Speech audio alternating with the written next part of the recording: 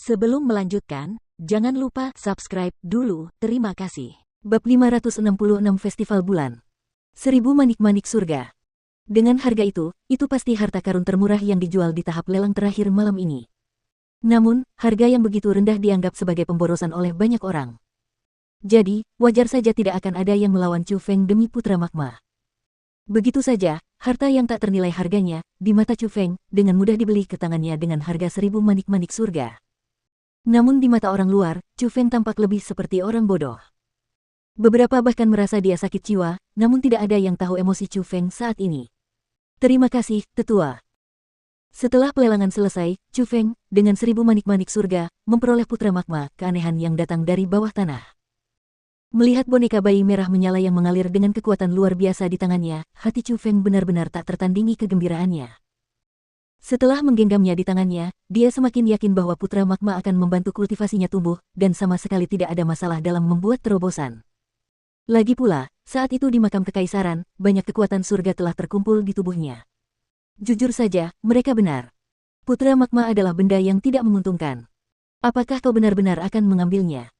Melihat penampilan Chu Feng yang begitu gembira, tetua yang melelang itu, seolah-olah dia menemukan kebaikan, mengingatkan Chu Feng.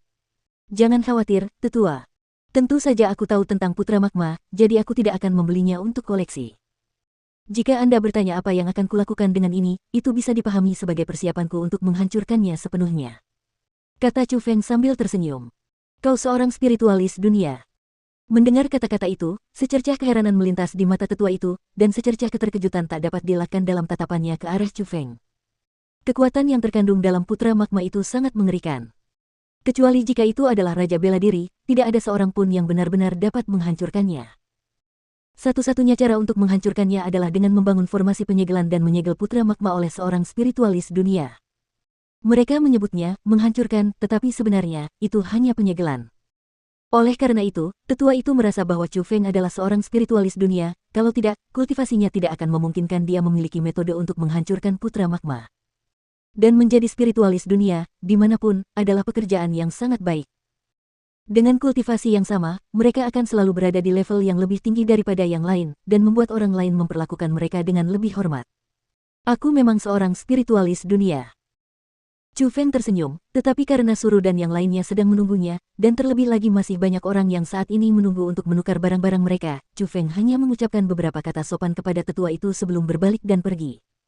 Aku terus merasakan sesuatu yang aneh pada bocah kecil ini. Dilihat dari usianya, dia seharusnya takut saat melihat putra magma, namun dia sangat gembira. Apakah dia benar-benar tahu tentang putra magma ini? Sambil menatap punggung Chu Feng yang menjauh, tetua pelelang itu bergumam pada dirinya sendiri. Apakah ada yang membelinya? Namun, tak lama setelah Chu Feng pergi, suara serak seorang lelaki tua tiba-tiba terdengar di belakang tetua itu. Menoleh ke belakang untuk melihat, raut wajah tetua pelelangan yang awalnya tenang berubah tegang. Ia segera membungkuk, dan dengan hormat berkata, saya memberi hormat kepada Tuan Taiko. Orang yang saat ini muncul di depannya adalah seorang pria tua. Meskipun wajahnya penuh kerutan, kepalanya penuh dengan rambut hitam. Dia mengenakan pakaian instruktur Akademi Forseas, tetapi dia sangat acak-acakan. Yang terpenting, dia memegang tongkat. Dia hanya memiliki satu kaki. Kami memberi hormat kepada Lord Taiko.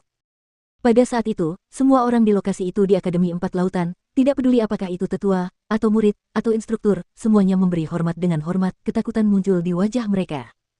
Karena orang itu jelas merupakan salah satu tokoh terkuat di Akademi Empat Lautan. Dia adalah pemimpin 10 instruktur ilahi terkuat yang dapat dengan mudah mengalahkan 9 lainnya dengan satu tangan, Taiko. Aku bertanya padamu, apakah kau sudah menjualnya? Ekspresi instruktur Taiko dingin. Bekas luka di sudut matanya membuatnya tampak semakin menakutkan. Melihatnya, tetua yang melelang itu ketakutan tanpa henti. Hatinya gelisah, jadi dia tidak berani ragu lagi, dan dengan cepat melaporkan, tuanku, itu sudah terjual. Oh. Mendengar kata-kata itu, ekspresi dingin Taiko berubah sedikit, lalu dia bertanya, benarkah ada orang yang membeli putra magmaku dengan 1000 manik-manik surga? Baik, tuanku. Siapa yang membelinya? Itu dia. Seorang pemuda bernama Chu Feng. Tetua pelelangan itu buru-buru membolak-balik lembar tagihan dan catatan pelelangan, lalu memberikannya kepada Taiko. Dia bukan murid Akademi Empat Lautan, dan dia juga belum mendaftar untuk masuk Akademi Empat Lautan. Mata Taiko berbinar ketika dia melihat informasi Chu Feng. Ya, pemuda itu berbeda dari yang lain. Entah mengapa dia merasa sedikit istimewa. Kata tetua pelelangan itu. Haha, menarik. Chu Feng ini agak menarik. Pada saat itu, yang tidak ada yang menyangka adalah bahwa Taiko yang biasanya dingin itu dipenuhi dengan senyum di wajahnya, lalu melambaikan lengan bajunya dan melayang pergi. Baru setelah dia pergi, orang-orang di tempat itu menghela napas lega, seolah-olah mereka telah melepaskan beban berat. Jabatan Taiko benar-benar terlalu tinggi. Kekuatannya juga sangat menakutkan, dan dia adalah orang yang tidak biasa di Akademi Empat Lautan. Selain kepala dan beberapa tetua manajer, tidak ada satu orang pun yang tidak takut padanya. Namun, Chu Feng dan yang lainnya tidak mengetahui kejadian di pelelangan tersebut. Melalui kekuatan teleportation array, mereka tiba di tanah Yuhe. Tempat Yuhe memang terhitung kecil jika dibandingkan dengan murid-murid Akademi Empat Laut lainnya, tetapi jika dilihat sekilas, masih ada gunung kecil dan danau kecil. Pemandangannya cukup indah, terutama deretan bangunannya. Semuanya sebenarnya milik Yuhe sendiri, dan dari situ, dapat dilihat bahwa perlakuan yang diterima murid-murid Akademi Empat Laut benar-benar sangat baik. Untuk menyambut Chu Feng dan yang lainnya, Yuhe bahkan secara khusus menyiapkan jamuan makan mewah. Di bawah langit malam, mereka minum anggur dan berbincang-bincang. Bulan hari ini begitu bulat, begitu besar, dan begitu indah. Su Mei biasanya tidak menyentuh anggur, tetapi hari ini, dia tidak ingin minum apapun kecuali anggur. Dia, yang tidak memiliki ketahanan terhadap alkohol, memerah seperti apel merah. Suaranya berbicara sangat genit, sangat memikat. Mei kecil, kamu tidak bisa minum anggur, jadi jangan minum terlalu banyak. Jika kamu minum terlalu banyak, kamu akan merasa sangat tidak enak. Su Rou mendesak di sampingnya. Kakak, kau yang mengatakan itu. Bukankah kau juga minum anggur? Apakah kau lebih toleran daripada aku? Sejak aku masih muda, ini pertama kalinya aku melihatmu minum anggur. Mulut Su Mei tercium seperti alkohol saat dia terkekeh dan berkata. Aku, Su Rou ditanyai Su Mei hingga terdiam, dan tidak tahu bagaimana menjawabnya. Kalian berdua, minumlah lebih sedikit. Aku biasanya tidak melihat kalian berdua minum anggur, jadi apa yang kalian lakukan hari ini? Chu Feng tersenyum dan memberi nasihat di samping.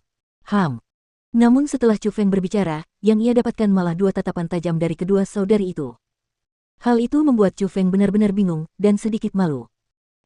Tidak ada salahnya minum anggur karena hari ini adalah festival bulan tahunan. Ini adalah hari yang sangat langka untuk datang. Melihat sedikit rasa malu Chu Feng, Yuhe buru-buru berbicara untuk meredakan ketegangan.